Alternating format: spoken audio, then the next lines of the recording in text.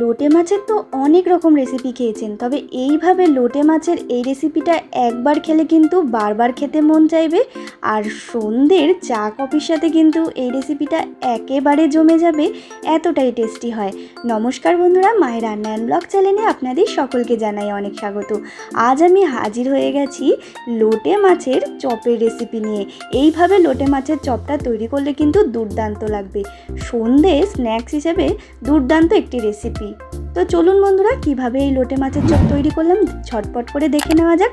তার আগে যারা এখনও চ্যানেলটাকে সাবস্ক্রাইব করেননি তারা কিন্তু অবশ্যই চ্যানেলটাকে সাবস্ক্রাইব করে পাশে থাকা বেল আইকনটা ক্লিক করে রাখবেন।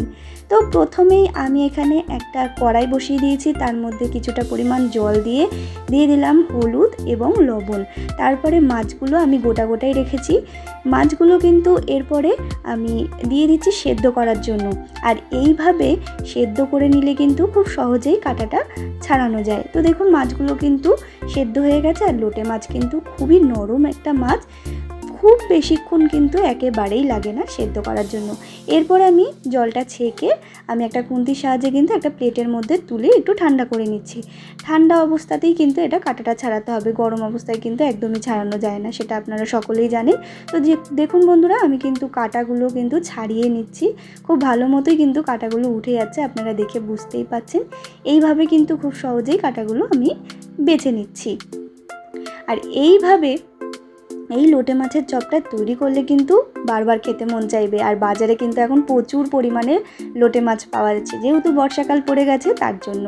আর এই বর্ষাকালে কিন্তু এই বৃষ্টির মধ্যে সন্ধে যদি স্ন্যাক্স হিসেবে এই লোটে মাছের চপটা খাওয়া যায় তাহলে কিন্তু দুর্দান্ত লাগবে। বাড়িতে যদি গেস্ট এসে থাকে তাহলেও কিন্তু আপনারা এই রেসিপিটা করতে পারেন, একেবারে ধরতেই পারবেন না দোকান দিয়ে কেনা না বাড়িতে তৈরি করা। তো দেখুন কথা বলতে বলতে কিন্তু অনেকটাই আমি এগিয়ে গেছি। এইখানে আবারও কড়াইটা বসিয়ে দিয়েছি, তার মধ্যে কিছুটা পরিমাণ সর্ষের তেল দিয়ে রসুন দিয়ে দিয়েছি, একটু বেশি করে রসুনটা দেবেন। তারপরে রসুনটা ভেজে নেওয়ার পরে দিয়ে দিলাম কাঁচা লঙ্কা আর দিয়ে দিলাম একটা শুকনো লঙ্কা। এরপরে দিয়ে দিচ্ছি লোটে মাছগুলো, মানে যেই লোটে মাছগুলো আমি বেছে রেখেছিলাম সেগুলোই। এরপরে ভালো মতো কিন্তু নাড়াচাড়া করে নিচ্ছি। তো দেখুন বন্ধুরা, এই রসুনের ফ্লেভারটা কিন্তু লোটে মাছের মধ্যে দুর্দান্ত লাগে। আর যে কোনো চপে আপনারা রসুনটা একটু বেশি পরিমাণে দেবেন, তাহলে কিন্তু খেতে দারুণ টেস্ট হয়। এরপরে দিয়ে দিলাম পরিমাণ মতো লবণ আর দিয়ে দিলাম কাশ্মীরি লঙ্কার গুঁড়ো আর এখানে দিয়ে দিলাম হলুদ গুঁড়ো পরিমাণ মতো, আর একটু ঝাল লঙ্কার গুঁড়োও দিয়েছি, একটু ঝাল ঝাল হলেই কিন্তু বেশ ভালো লাগবে। এরপর আবারও নাড়াচাড়া করছি, বেশ ভালো মতো কিন্তু এটা শুকিয়ে নিতে হবে। এরপরে দিয়ে দিচ্ছি আমি সেদ্ধ করে রাখা আলু। আমি একটা বড় সাইজের আলু আগে থেকে সেদ্ধ করে ভালো মতো ম্যাশ করে রেখেছিলাম, সেটাই দিয়ে দিলাম। এরপর ভালো মতো কিন্তু এটাকে নাড়াচাড়া করে মানে ভালো মতো লোটে মাছের যে এক্সট্রা জলটা আছে সেটা কিন্তু শুকিয়ে ফেলতে হবে। তো দেখুন বন্ধুরা, লোটে মাছের এক্সট্রা জলটা একেবারে শুকিয়ে ফেলেছি, দেখে বুঝতেই পারছেন একদম দলা টাইপের হয়ে গেছে, মানে একদম মাখো মাখো হয়ে গেছে। আর লোটে মাছ যেহেতু ধনেপাতা ছাড়া কিন্তু একদমই অসম্পূর্ণ, তাই জন্য ধনেপাতা কুচি দিয়ে দিলাম। ধনেপাতা কুচি দিয়ে কিন্তু আবারও একটু নাড়াচাড়া করে ধনেপাতা ফ্লেভারটা যখন চলে আসবে তখন কিন্তু এটা নামিয়ে একটু ঠান্ডা করে নিচ্ছি। এরপর আবারও একটা বাটি নিয়েছি, তার মধ্যে কিছুটা পরিমাণ বেসন নিয়ে নিলাম। এরপর দিয়ে দিচ্ছি পরিমাণ মতো লবণ, তারপর দিয়ে দিচ্ছি পরিমাণ মতো হলুদ গুঁড়ো, এরপর দিয়ে দিলাম ঝাল লঙ্কার গুঁড়ো আর এখানে একটু রসুন দিয়ে দিচ্ছি, এতে কিন্তু এর ফ্লেভারটা অসাধারণ আসবে। রসুনটাকে গ্রেট করে দিচ্ছি আমি একটা গ্রেটারের সাহায্যে। তো দেখুন একটু রসুন দিয়ে দিলাম, এখানে প্রায় আমি 3 থেকে 4 কোয়া মতো রসুন দিয়েছি। এরপরে অল্প অল্প করে জল দিয়ে কিন্তু ভালো মতো ব্যাটারটা তৈরি করে নিতে হবে। আর মাথায় রাখবেন ব্যাটারটা কিন্তু খুব বেশি পাতলাও হবে না, আবার খুব বেশি ঘনও হবে না, অল্প অল্প করে জল দিয়ে গুলে নেবেন, তাহলে কিন্তু খুব সহজেই এটা সুন্দরভাবে তৈরি হয়ে যাবে। তো দেখুন বন্ধুরা, ঠিক এই রকম ব্যাটারের টেক্সচারটা হবে। এরপর আমি আঙুলের মাথা দিয়ে একটুখানি দিয়ে দিলাম বেকিং সোডা, একদমই অল্প পরিমাণ দিলাম, আপনারা দেখে বুঝতেই পাচ্ছেন। তারপর এটাকে আমি সাইড করে রেখে দিলাম। আর লোটে মাছের যে পুরটা আমি তৈরি করে রেখেছিলাম সেটা কিন্তু আমি এরকম গোল গোল করে আমি কিন্তু একটু চ্যাপটা চ্যাপটা করে নিচ্ছি, চাইলে আপনারা একটু বড়ও করতে পারেন, তবে আমি এই সাইজ মতোই করেছি। তো দেখুন বন্ধুরা, এইভাবে কিন্তু তৈরি করে নিচ্ছি সমস্তটা। আর এই রকমভাবে তৈরি করলে কিন্তু আবারও বলছি দুর্দান্ত লাগবে। আর এখন কিন্তু বাজারে প্রচুর পরিমাণে লোটে মাছ পাওয়া যায়, এই লোটে মাছ দিয়ে একদিন চটপট করে বানিয়ে ফেলতেই পারেন এই লোটে মাছের চপ কিংবা লোটে মাছের পকোড়া। লোটে মাছ খেতে কিন্তু অনেকেই ভীষণ পছন্দ করে, আবার কিন্তু অনেকে একদমই পছন্দ করে না। তবে এইভাবে রান্নাটা করে দেখুন, মানে এইভাবে আপনারা যদি লোটে মাছের চপ বানিয়ে খান তাহলে কিন্তু ধরতেই পারবেন না, আর খেতেও কিন্তু ভীষণ টেস্টি হবে।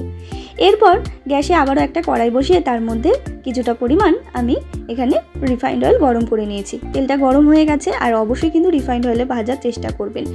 তারপরে রিফাইন্ড অয়েলটা গরম হয়ে যাওয়ার পরে আমি 2 চামচ মতো তেল আমি এই বেসনটার মধ্যে তুলে রাখলাম। এতে কিন্তু বেশ মুচমুচে হয়। মিশিয়ে নিয়েছি। তারপরে কিন্তু ব্যাটারের মধ্যে চুবিয়ে আমি কিন্তু লোটে মাছের চপগুলো বেশ ভালো মতো ভেজে নিচ্ছি। আর গ্যাসের ফ্লেমটা এই পর্যায়ে কিন্তু একদম লো টু মিডিয়ামে রাখবেন, তাহলে কিন্তু ভেতর দিয়েও ভাজা হবে ভালো মতো, আর উপরটাও কিন্তু বেশ লাল লাল হবে আর একদম মুচমুচে হবে। তো দেখুন বন্ধুরা, বেশ ভালো মতো ভেজে নিয়েছি, দেখে বুঝতেই পারছেন একদম লাল লাল মুচমুচে কিন্তু লোটে মাছের চপ তৈরি।